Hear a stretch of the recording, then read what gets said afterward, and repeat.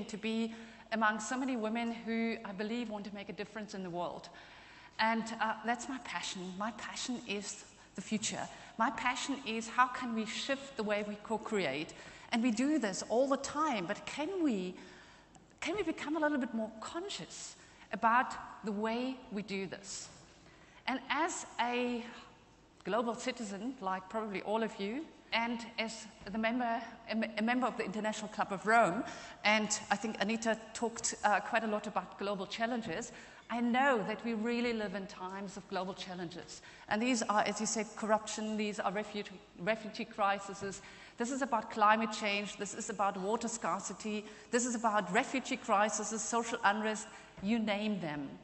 And I believe all these complex challenges, global challenges, require us to collaborate in a much more different and scaled up way than we have been doing this in the past. So that's what my mission is about.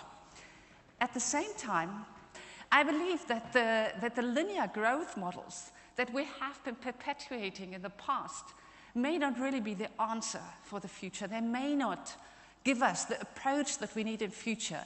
They may help a little bit, but I think we need to shift the way we create our thinking, the way we create our models. And that's what is really driving me. And at the same time, it's not only us here in that room, there are so many people out there in the world who actually start making a difference. What I believe, there are so many people who are already starting to make a difference. And there are social entrepreneurs, they're like really amazing people, but there are also industry tycoons who change their mindset and start turning companies into more sustainable companies. So my thinking is, how can we make this, how can we bring this up, how can we bring that to the surface, how can we support each other in the way we do that? And I would like to introduce you to one person I really admire. I don't know if anybody knows Grace Lee Boggs. She is an American revolutionary. She is an activist for social change, and she is, I think today she must be around 100. And if somebody like Grace Lee Boggs is inviting us to look into the future, to actually change the future, to change the future together, then I think that is not just admirable, that is something where I think, I would believe it speaks for the fact that that vitality, that love and depth for human beings, that resilience is not just something Grace Lee Boggs has, but it is in all of us. And I think, Christine, you've mentioned that this morning. That vitality. So could we learn to make that vitality more available to us, to each of us, but also collectively? When I read Grace Lee Boggs' books, it reminded me of my youth. And the issues, I grew up in the divided city of Berlin. You see that? I grew up very close to the border in the western part of Berlin. And when I went out with, my friends playing out in the fields, I sometimes could hear the shooting from the border. And one day I went home and asked my dad and said, what was that noise about? And my dad said, these are soldiers, and they try to shoot people who want to cross the border from Eastern Germany to Western Germany. You can imagine, that's a horrible information for a child. So what I did, I started daydreaming. And in my daydream, people actually held their hands and they all walked over the border. And they clapped and danced, and they were joyful. They were singing and dancing, and it was all peaceful. And that was coming true. 23 years later, my dream came true. And it didn't come true. It didn't come true because I dreamt it. It came true because so many other people had this similar dream. And they actually got together and did what needed doing. So they actually came together, did collective action, and they pursued the impossible. I think somebody has mentioned the impossible today. That's what they did. So that faculty, that human faculty to get together, to overcome difficulties and constraints, to address complex challenges, to shift systems, that never left my young mind, and that was what interested me. So when I started my professional journey, not surprisingly, this was a journey about helping people to work together that normally would not work together. So it was all about crossing borders. And what I was fascinating with is that people from different walks of life, from NGOs and governments and industry and community organizations and workers and farmers, they got together and they sometimes sat in stuffy rooms working on an agreement and PowerPoints and roadmaps and plans, etc. And what I observed was that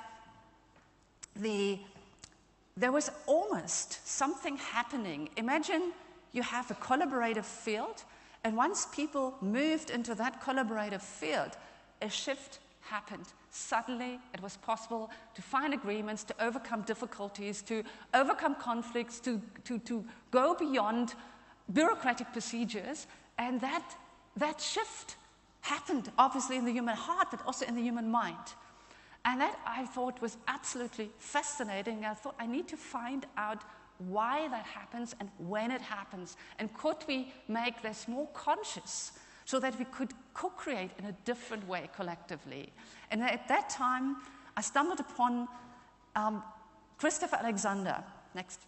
Christopher Alexander is a fascinating American architect, and he wrote lots of books, and one of a series of books is called The Origin of Life. And what I was fascinated about Christopher Alexander, and just remember Helga's speech about Mount Everest, and you remember the view? He said the beauty in nature and the beauty in humanly constructed buildings and artwork is not just by chance. It is resonating with the human heart, and it does so because there is a pattern of inspiring and invigorating centers of energy, and that is what makes us feel different. That is what creates vitality. So I thought, is it maybe that something similar happens in the collaborative field when people actually work together? And that's where I started observing. And this is what I observed, and that was really fascinating. The moment there were 6 dimensions, and almost like generative life force dimensions available, that shift in the collaborative field happened. And the first element that I observed was the moment there was a sense of future possibilities in the room. You probably felt this when Raul was speaking about the future of internet.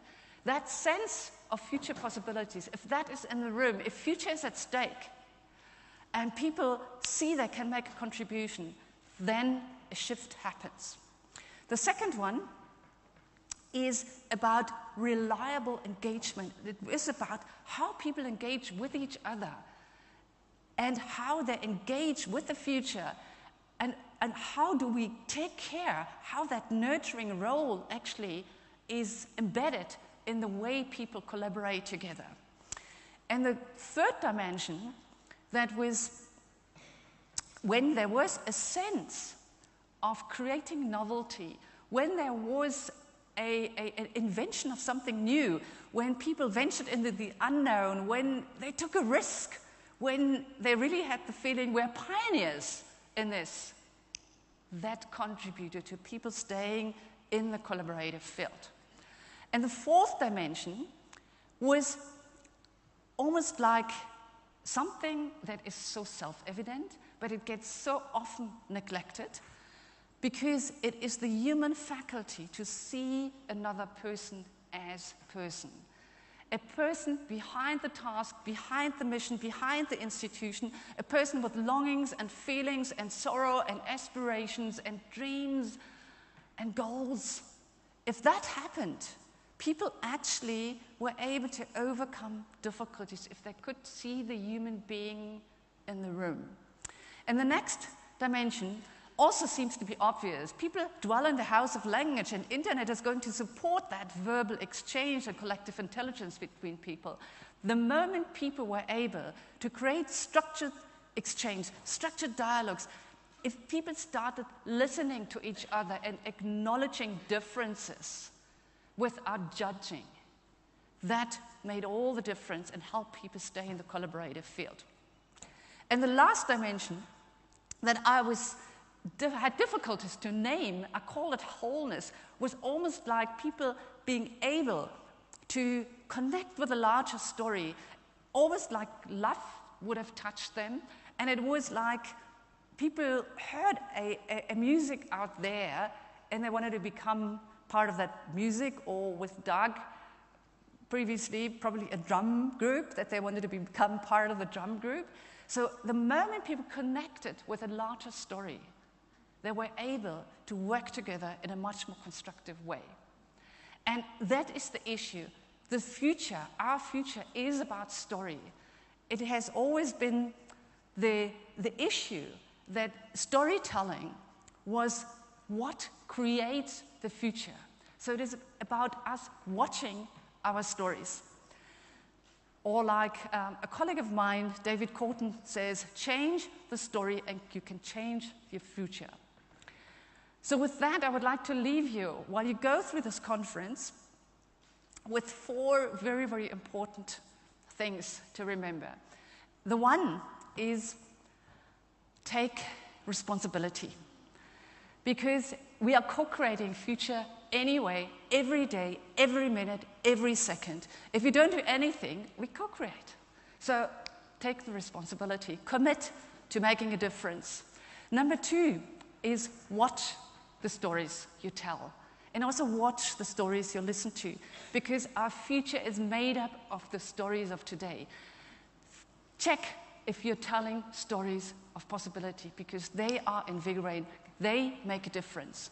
Number 3, work in collaboration. I think it has been mentioned before, there are now 17 Sustainable Development Goals. There is no chance that we implement these development goals that have been agreed upon last week in silos. We won't be able to do that. So think about how you can scale up your collaboration skills. And number 4, use what I've called the collective leadership compass as a checklist, as a tool. Maybe also when you go through the next days of the conference, because I believe WIN has got this inspiring, invigorating effect that is at the center of these 6 dimensions. And ask yourself, are there future possibilities in the room? Are people engaging with each other? Is there a sense of novelty and innovation? Do we meet each other as human beings with dreams? Is there a collective intelligence process? Are people listening to each other? And do we connect with a larger story? And if that is in the room, the way we co-create is going to be different. It is going to be more constructive. And with that, I would like to leave you with the words of Grace Lee Boggs, which I admire a lot. To be at the time of the universe when we can make that huge difference from othering other people to feeling that they are part of us. That's a wonderful opportunity. That's a wonderful time to be alive. Thank you. Thank you, David.